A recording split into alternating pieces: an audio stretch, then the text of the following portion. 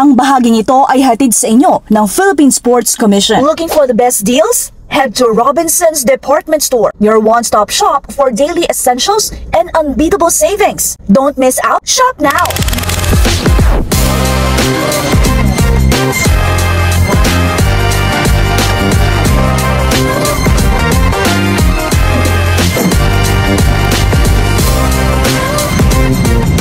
Maggie, bakit mo na isipan na mag-retiro na as an athlete? Actually, marami po akong mga dahilan. Nung panahon po na yun, nag-umpisa po kasi yung Solas Jiu-Jitsu last year. So, yung sarili ko pong Jiu-Jitsu club. And then, nagsimula na rin po akong mag-coach dun sa youth national team. So, nahirapan po ako na balansehin yun dun sa pagiging national athlete ko po. Kasi, para sa akin po, dapat all out, syempre, pagka-national athlete. So, hindi po masyado naging maganda yung performance ko last year. And na-realize ko po na among those 3 commitments, yun po yung pinaka-willing ako mag-give up. Kasi, kumbaga, nasulit ko naman na yung oras ko dun.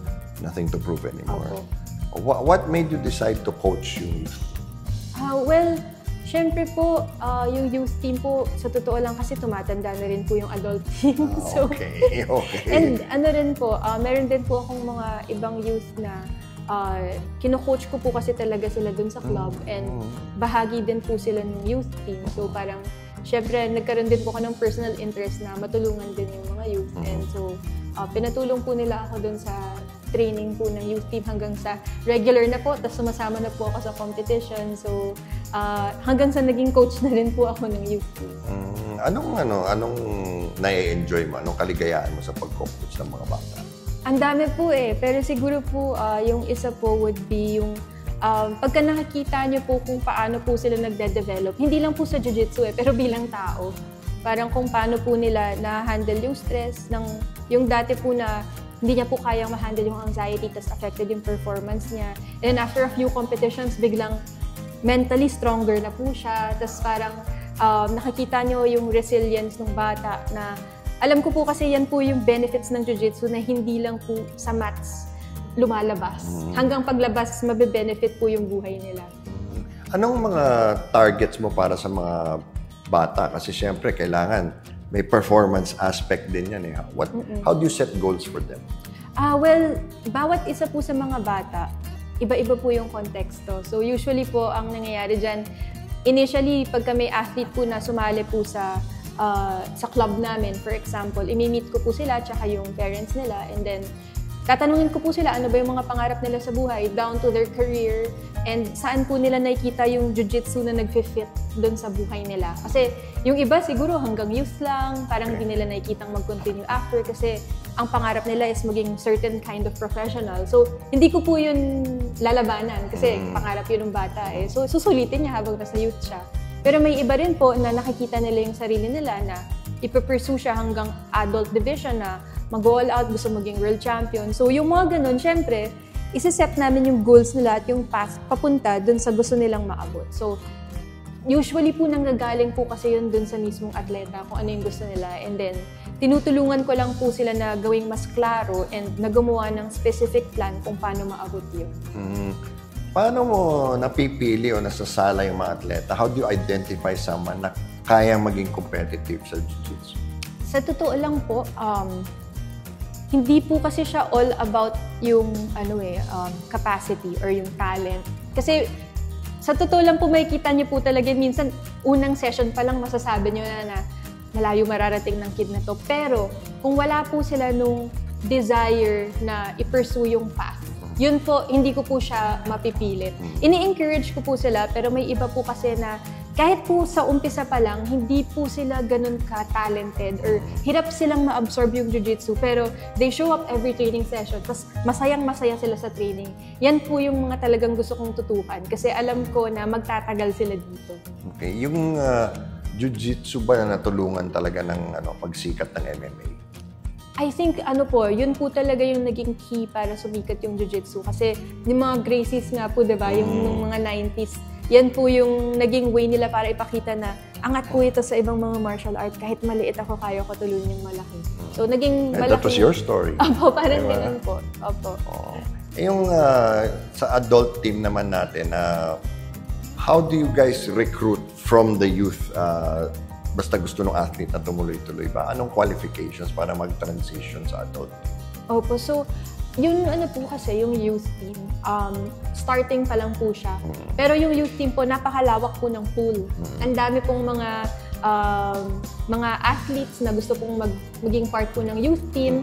And ano rin po siya, hindi po siya kasing stringent nung dun sa adult division. Yung sa adult division kasi strictly 2 per division lang talaga yung pwedeng maging part ng team. Kasi po meron pong national training pool, yung officially part of PSC. Now, para umabot po doon, yung pool po dun sa youth team, ine-expose po namin sila sa mga iba't ibang competitions. And then, kung sino po yung mga mas nagpa-perform dun sa international competitions, kasi marami sila, di ba? So, hindi lahat nakaka-compete all the time, pero sino po yung mas maraming mga performance, sila po yung nagiging priority din para makatanggap ng more support from PSC, yung names na sinasubmit namin. And then, eventually po, once na they hit 18, yun, pwede na po silang mag-try out for the adult division. And then, every year po may trial. So, if they win the trials, then they're gonna be part of the adult national team. As a coach, ano bang may mga frustrations ka ba o may mga bagay na naiinip ka na kulang sa development yung mga players? May ganun ba? Sa akin po, di naman po kasi masyado sa players eh. I think po, it's more on siguro culture. yung iba't ibang klaseng mga kultura po. Kasi iba rin po kasi yung perspective sa club at saka yung perspective po sa national team. Kumbaga sa national team po, ang mahirap po dyan, hindi po lahat ng mga clubs pare-parehas ng mindset, pare-parehas ng culture. Yung mga magulang din po, yung ibang magulang, iba rin po yung mindset, iba yung culture. So, pag youth po kasi, iba't ibang layers po yung minamanage, lalo na sa national team, because you're managing their club coaches, you're managing their parents, and then you're managing the athletes themselves. So, I would say yung athlete pa nga yung the least of our worries. Okay. Yeah. What is jiu-jitsu as a sport? Is it really growing dito sa Pilipinas? Yes po, very much po. Yung mga competitions po, for example, there was one competition last June 28, yung Pan Asians. Local competition lang po yun. And then, I think yung expected nila na registrants was 400 plus, pero it ended up na 650 plus yung nag-register. Wow. So it means na sobrang laki na po ng mga pool of competitors dito po sa Pilipinas. So definitely, napakalaki na po ng growth dito po sa Philippines. Okay, for yung youth team natin, anong targets mo for this year and next year? Yes po, so yung youth team po this year, meron po tayo ng Asian Youth Games. Gaganapin po yun sa end of October. And then, meron din pong World Championships, yung youth team, na gaganapin naman po sa November po. So, magkasunod po sila. Galing pong Bahrain, siguro ilang araw sa Pinas, tapos diretso kami ng Thailand po. So, this year, I think yung dalawang yun na lang po yung natitira na major competitions. Okay. How did you change your perspective from athlete to coach na iba yung fulfillment mo sa athlete, iba yung fulfillment mo sa coach? Paano binago yung mindset mo? So, nung una po, ang naging method ko po was, parang I would always try to put myself in the shoes of the athletes na I'm coaching. And, pero minsan po may downside din yun kasi parang nalalagay mo masyado yung context ng sarili mong kwento sa kanila. When in reality, iba po yung context nila. So parang you try to solve the problems or the issues with what worked for you, but the reality is sometimes it doesn't work for everybody.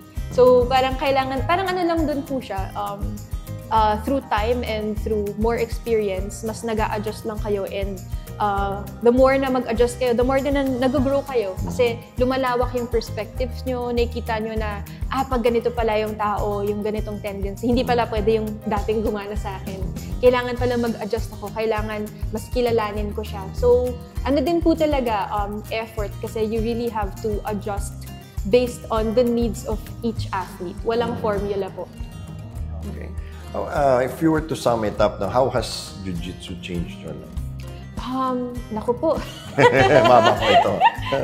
Grabe po, pero itong jiu-jitsu po kasi parang nagkaroon po ako ng opportunity na dito ako pwedeng magkaroon ng impact.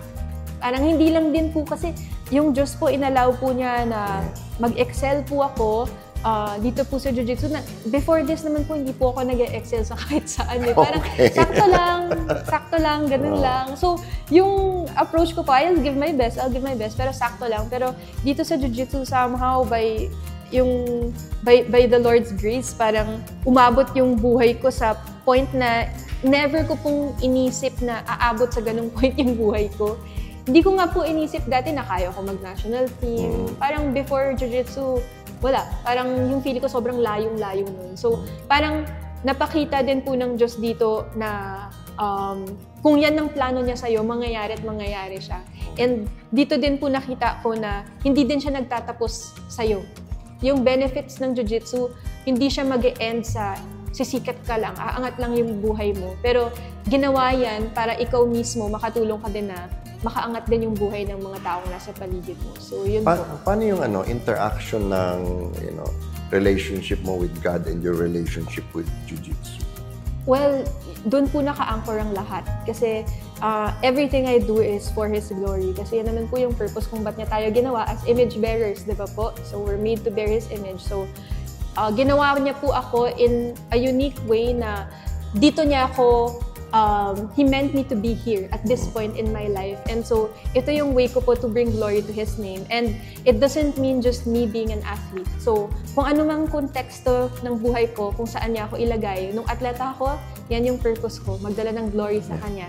And then ngayon po na coach ako, yan pa din po yung purpose ko, magdala ng glory sa Kanya. So, I'm helping the athletes to be their best. It's still for God's glory. And yung dahilan kung bakit ko po yung nagagawa, kasi in-enable niya ako eh.